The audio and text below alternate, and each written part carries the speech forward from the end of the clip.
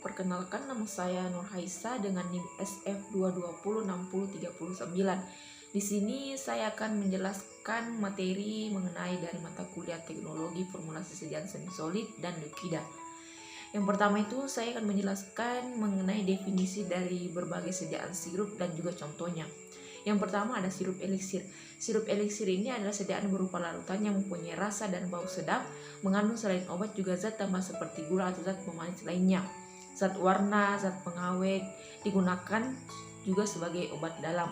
Contoh dari sediaan sirup eliksir ini ada bisulfon, bromika, zibat, batugin dengan muksoheksin.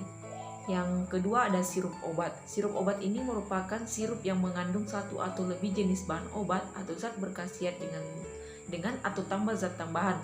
Contoh dari sirup obat ini ada guaifenesin, sanmol, laprosin, paracetamol, dan dekoloksin.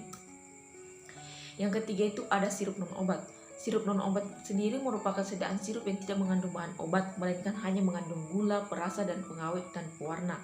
Contoh dari sediaan sirup non-obat ini yaitu ada cherry sirup, cocoa sirup, orange sirup, OBH herbal, dan sirup madu. Yang keempat ada sirup kering. Sirup kering ini adalah sediaan obat berbentuk serbuk atau granul yang dimaksudkan untuk disuspensikan dalam air atau pembawa lainnya sebelum pemberian. Contoh dari sirup kering ini ada UC, Molvortex, Yavis, Citromax, dan Semoxil. Yang kedua saya akan menjelaskan mengenai keuntungan dan kerugian. Keuntungan dan kerugian yang pertama itu ada sirup eliksir. Sirup eliksir ini memiliki keuntungan yang pertama itu ada mudah ditelan, terutama oleh anak-anak dan orang dewasa yang kesulitan menelan obat bentuk padatan. Yang kedua itu ada dapat menutupi rasa yang tidak enak dari bahan aktif. Yang ketiga dapat ditambahkan zat tambahan seperti pewarna, perasa, dan pengawet untuk meningkatkan palatabilitas dan stabilitas obat. Yang kedua itu kerugian sirup eliksir. Yang pertama ada kandungan gulanya lebih tinggi dibandingkan dengan sirup biasa sehingga tidak cocok untuk penderita diabetes. Yang kedua itu dapat menyebabkan kerusakan gigi jika tidak dibilas dengan air setelah diminum. Yang ketiga dapat menyebabkan iritasi pada saluran cerna jika dikonsumsi secara berlebihan. Yang kedua ada keuntungan sirup obat. Sirup obat itu memiliki keuntungan yang pertama itu mudah ditelan terutama oleh anak-anak dan orang dewasa yang kesulitan menelan obat bentuk padatan. Yang kedua dapat menutupi rasa tidak enak dari bahan aktif obat. Kemudian yang ketiga itu dapat ditambahkan zat tambahan. Terus kemudian kerugian sirup obat. Kemudian yang pertama itu ada kandungan gulanya itu lebih tinggi dibandingkan dengan sirup biasa. Dapat menyebabkan kerusakan gigi jika tidak dibilas dengan air setelah diminum. Kemudian yang ketiga itu dapat menyebabkan iritasi pada saluran cerna jika dikonsumsi secara berlebihan. Ada keuntungan dan kerugian sirup dan non-obat. Yang pertama itu keuntungan. Keuntungannya itu ada mudah dikonsumsi, dapat ditambahkan zat tambahan, kemudian dapat diformulasikan dengan berbagai bahan aktif. Kemudian kerugiannya itu ada kandungan gulanya tinggi sehingga tidak cocok untuk penderita diabetes, dapat menyebabkan kerusakan gigi, dapat menyebabkan iritasi pada saluran pencernaan. Kemudian ada sirup kering. Sirup kering ini memiliki kerugian yang pertama itu ada stabilitasnya yang lebih baik dibandingkan dengan sirup cair karena tidak mengandung air yang dapat menyebabkan pertumbuhan mikroorganisme. Yang kedua itu ada umur simpannya itu lebih lama. Yang ketiga itu biaya produksi yang lebih rendah. Kemudian yang keempat itu pengemasan yang lebih mudah. Terus yang kedua itu ada kerugian dari sirup kering. Yang pertama itu harus dilarutkan dengan air sebelum dikonsumsi. Yang kedua dapat menyebabkan iritasi pada saluran cerna jika tidak dilarutkan dengan air. Kemudian yang ketiga tidak cocok untuk obat-obatan yang stabilitas dalam bentuk kering. Kemudian yang ketiga itu ada faktor-faktor yang mempengaruhi mekanisme kelarutan. Yang pertama itu suhu. Suhu umumnya kelarutan suatu saat akan meningkat seiring dengan meningkatnya suhu. Hal ini disebabkan oleh adanya peningkatan energi kinetik molekul-molekul zat terlarut sehingga lebih mudah untuk terlepas dari ikatan antar molekul dan berpindah ke dalam pelarut. Yang kedua adalah konstan dielektrik, adalah ukuran kemampuan suatu pelarut untuk mempolarisasi molekul-molekul zat terlarut semakin tinggi. Konstantan dielektrik suatu pelarut semakin mudah molekul-molekul zat pelarut dipolarisasikan. Hal ini akan meningkatkan kelarutan zat terlarut dalam pelarut tersebut. Yang ketiga ada pH. pH adalah ukuran keasaman atau kebasaan suatu larutan. Kelarutan suatu zat dapat mempengaruhi oleh pH pelarutan, beberapa zat terlarut lebih mudah larut dalam larutan asam, sedangkan zat terlarut lainnya lebih mudah larut dalam larutan basa. Kemudian yang keempat itu ada jenis pelarut juga dapat mempengaruhi kelarutan suatu zat. Zat yang bersifat polar umumnya lebih mudah larut dalam pelarut polar, sedangkan zat yang bersifat non-polar umumnya lebih mudah larut dalam pelarut non-polar. Terus yang kelima ada ukuran partikel zat terlarut juga dapat mempengaruhi kelarutan. Semakin kecil ukuran partikel zat terlarut, semakin luas permukaan partikel zat terlarut yang bersentuhan dengan larut pelarut. Hal ini akan meningkatkan kelarutan zat terlarut. Yang keenam ada polimorfisme, adalah keberadaan suatu zat dalam dua atau lebih bentuk kristalin yang berbeda. Kelarutan suatu zat dapat berbeda untuk setiap bentuk kristalnya. Terus yang ketujuh ada bentuk garam. Bentuk garam suatu zat juga dapat mempengaruhi kelarutannya. Zat yang berbentuk garam umumnya lebih mudah larut daripada zat yang berbentuk garam. Yang kedelapan ada tekanan dapat mempengaruhi kelarutan suatu zat, tetapi pengaruhnya biasanya kecil. Kelarutan suatu zat akan meningkat seiring dengan meningkatnya tekanan. Yang keempat itu ada metode kerja dan evaluasi sediaan sirup. Yang pertama ada sirup eliksir. Metode kerjanya yaitu dengan menggunakan metode langsung. Metode langsung adalah metode pembuatan eliksir yang dilakukan dengan cara melarutkan semua komponen secara langsung dalam pelarut. Metode ini digunakan untuk zat aktif yang mudah larut dalam pelarut. Evaluasi dari sirup eliksir ini yang pertama adalah evaluasi organoleptik. Evaluasi organoleptik ini dilakukan untuk menilai penampilan, rasa, bau dari sediaan eliksir. Yang kedua ada evaluasi fisika. Evaluasi fisika ini dilakukan untuk menilai pH, viskositas, dan berat jenis dari sediaan eliksir. Yang ketiga ada evaluasi kimia. Evaluasi kimia ini dilakukan untuk menilai kandungan zat aktif, zat tambahan, dan batas cemaran pada sediaan eliksir. Yang kedua itu ada metode kerja sirup obat dan juga evaluasinya. Yang ketiga ada sirup non obat dan juga metode pembuatan dan juga evaluasinya. Kemudian ada sirup kering, memiliki beberapa metode pembuatan dan juga evaluasi. Terus yang kelima, saya akan menjelaskan mengenai beberapa definisi dari suspensi, emulsi, salep, krim, pasta, dan juga gel. Yang pertama itu suspensi. Suspensi itu adalah sediaan yang mengandung partikel padat yang tidak larut yang terdispersi dalam fase cair. Yang kedua ada emulsi. Emulsi ini adalah sediaan sistem dua fase yang salah satu cairan terdispersi dalam cairan yang lain dalam bentuk tetesan.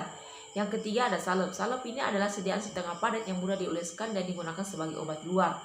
Yang keenam krim. Krim ini adalah sediaan setengah padat berupa emulsi mengandung air tidak kurang dari 60% dan dimasukkan untuk pemakaian luar. Yang kelima ada pasta. Pasta ini adalah sediaan berupa massa lembut yang dimaksudkan untuk pemakaian luar.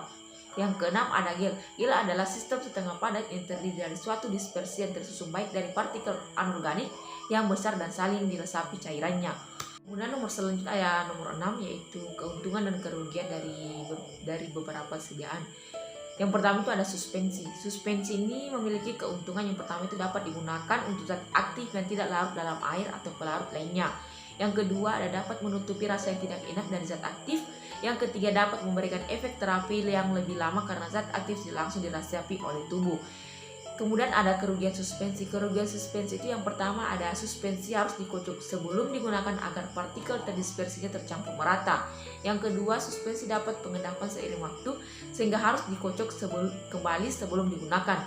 Yang ketiga itu suspensi dapat sulit diformulasikan karena membutuhkan bahan-bahan yang dapat membantu menjaga kestabilan suspensi. Terus ada yang kedua itu ada keuntungan emulsi. Keuntungan emulsi yang pertama itu dapat digunakan untuk zat aktif yang larut dalam minyak atau air. Yang kedua dapat menutupi rasa yang tidak enak dari zat aktif. Yang ketiga dapat memberikan efek terapi yang lebih cepat karena zat aktif yang langsung diserap oleh tubuh. Kemudian ada kerugian emulsi. Kerugian emulsi itu yang pertama, emulsi dapat mudah rusak karena fase minyak dan fase air dapat terpisah.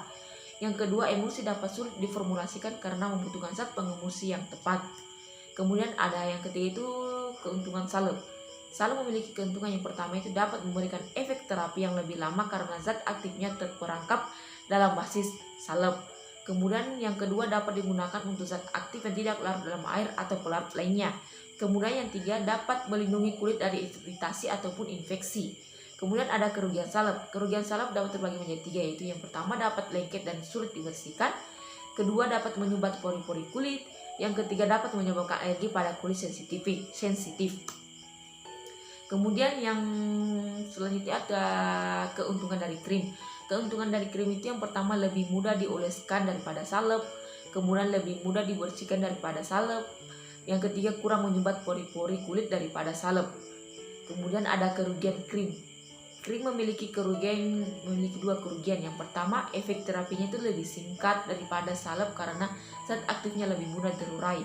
Yang kedua, ada tidak dapat digunakan untuk zat aktif yang tidak larut dalam air ataupun pelarut lainnya. Kemudian pasta memiliki keuntungan dan kerugian. Keuntungan dari pasta itu yang pertama dapat memberikan efek terapi yang lebih lama karena zat aktifnya terperangkap dalam basis pasta. Kemudian yang kedua dapat digunakan untuk zat aktif yang tidak larut dalam air atau pelarut lainnya. Yang ketiga dapat melindungi kulit dari iritasi ataupun infeksi. Kemudian ada kerugian pasta. Kerugian pasta itu ada 3. Yang pertama dapat lengket dan sulit dibersihkan. Yang kedua dapat menyumbat pori-pori kulit. Yang ketiga dapat menyebabkan alergi pada kulit sensitif. Yang terakhir ada gel. Gel itu memiliki keuntungan dan kerugian. Yang pertama itu keuntungan, lebih mudah dioleskan daripada pasta, kemudian lebih mudah dibersihkan daripada pasta, kurang menyumbat pori-pori kulit daripada pasta, dapat memberikan efek terapi yang lebih cepat daripada pasta karena zat aktifnya lebih mudah terurai. Kemudian ada kerugiannya itu ada 2, efek terapinya lebih singkat daripada pasta karena zat aktifnya lebih mudah terurai. Kemudian tidak dapat digunakan untuk zat aktif yang tidak larut dalam air atau pelarut lainnya. Kemudian ada jenis-jenis emulgator. Jenis-jenis emulgator. Emulgator ini adalah zat yang dapat menurunkan tegangan permukaan antara 2 fase yang tidak saling larut seperti air dan minyak. Berdasarkan jenis senyawanya, emulgator dapat dibagi menjadi 4 jenis, yaitu ada elektrolit. Emulgator elektrolit adalah emulgator yang mengandung ion bermuatan. Bermuatan ini dapat mengandung ion bermuatan, ini dapat menurunkan tegangan permukaan dengan cara membentuk lapisan film di permukaan fase terdispersi. Yang kedua ada surfaktan. Surfaktan adalah emulgator yang memiliki gugus hidrofilik dan gugus lipofilik. Gugus hidrofilik akan larut dalam air, sedangkan gugus lipofilik akan larut dalam minyak. Kemudian ada yang ketiga itu koloid hidrofil. Koloid hidrofil adalah emulgator yang terdiri dari partikel-partikel koloid yang bersifat hidrofilik. Partikel-partikel koloid ini akan terabsorpsi pada permukaan fase terdispersi sehingga membentuk lapisan film yang dapat menurunkan tegangan permukaan. Kemudian yang keempat itu ada partikel padat halus tidak larut dalam emulgator yang terdiri dari partikel-partikel padat yang tidak larut dalam fase pendispersi. Partikel-partikel ini akan membentuk lapisan film di permukaan fase terdispersi sehingga menurunkan tegangan permukaan. Kemudian ada surfaktan. Surfaktan adalah zat aktif permukaan atau molekul yang bekerja pada antarmuka antara 2 fase yang tidak saling larut seperti air dan minyak. Surfaktan ini dapat digunakan menjadi 2 jenis, yaitu berdasarkan gugus hidrofiliknya. Yang pertama, surfaktan anionik adalah surfaktan yang memiliki gugus hidrofilik bermuatan negatif. Surfaktan ini dapat menurunkan tegangan permukaan dengan cara membentuk micellar yang memiliki gugus hidrofilik bermuatan negatif dari luar. Yang kedua ada surfaktan kationik. Surfaktan kationik ini adalah surfaktan yang memiliki gugus hidrofilik bermuatan positif. Surfaktan ini dapat menurunkan tegangan permukaan dengan cara membentuk micellar yang memiliki gugus hidrofilik bermuatan positif di bagian luar. Kemudian ada surfaktan non-ionik, adalah surfaktan yang tidak memiliki muatan pada gugus hidrofiliknya. Surfaktan ini dapat menurunkan tegangan permukaan dengan cara membentuk micellar yang memiliki gugus hidrofilik yang tidak bermuatan di bagian luar. Yang kedua, jenis surfaktan berdasarkan strukturnya. Yang pertama itu surfaktan linear, adalah surfaktan yang memiliki gugus hidrofilik dan lipofilik yang tersusun secara linear. Yang kedua ada surfaktan siklik. Surfaktan siklik ini adalah surfaktan yang memiliki gugus hidrofilik dan lipofilik yang tersusun secara siklik. Kemudian surfaktan polimer. Surfaktan polimer adalah surfaktan yang memiliki gugus hidrofilik dan lipofilik yang tersusun secara polimer. Kemudian nomor 8 ada definisi HLB dan contoh perhitungannya. HLB ini adalah hidrofil lipofil balance, yaitu angka yang menunjukkan perbandingan antara kelompok hidrofil dengan kelompok lipofil. Semakin besar angka HLB berarti semakin banyak kelompok yang suka air. Artinya emulgator tersebut lebih mudah larut dalam air dan demikian sebaliknya. Contoh perhitungan HLB. Contoh perhitungan HLB butuh pada formulasi emulsi minyak ikan kod. Air minyak ikan kod 50%. asam stratnya itu 5%, T-nya itu 100%, gliserinnya 10%, FDC orange-nya itu quantum satis atau QS. Emulgator Twin 80, Span 80, Aquade 100 ml. Emulgator A persen 100% dikali HLB cam dikurang HLB B per HLB A dikurang HLB B sama dengan 100%. Emulgator B persen sama dengan 100% dikurang HLB A persen sama dengan persen. Diketahui nilai HLB Twin 80 sama dengan 15, nilai HLB Span 80 sama dengan 4,3, nilai HLB campuran 14, nilai HLB butuh sama dengan HLB campuran dikurang HLB Span 80 sama dengan 14 dikurang 4,3, hasilnya 9,7. Jadi nilai kebutuhan HLB untuk kedua emulgator adalah 9,7 gram. Kemudian perhitungan HLB. Yang pertama itu emulgator Twin 80% sama dengan 100 dikali 14,4,3 per 15 dikurang 4,3 sama dengan 90%. Emulgator Span 100% sama dengan 100% dikurang 90% sama dengan 10%. Perhitungan bahan emulgator yang ditimbang. Persen HLB dikurang HLB butuh Twin 80 sama dengan 90% dikali 9,7 gram sama dengan 8,73 gram. Berarti Twin 80 ditimbang, hasilnya itu 8,73 gram. Kemudian Span 80 sama dengan 10 dikali 9,7 sama dengan 0,97 gram ditimbang. Kemudian nomor 9 ada definisi flokulasi dan deflokulasi dan cara penentuannya. Deflokulasi sendiri ini adalah peristiwa pengumpalan kembali partikel-partikel yang telah terflokulasi. Peristiwa ini disebabkan oleh adanya zat deflokulan. Zat deflokulan adalah zat yang dapat mengurangi gaya tolak-menolak antar partikel.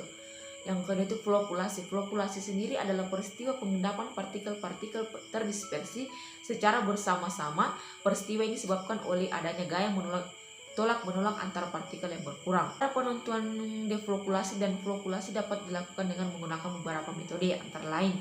Yang pertama, metode pengamatan visual. Metode ini dilakukan dengan mengamati perubahan yang terjadi pada persediaan yang mengandung partikel terdispersi.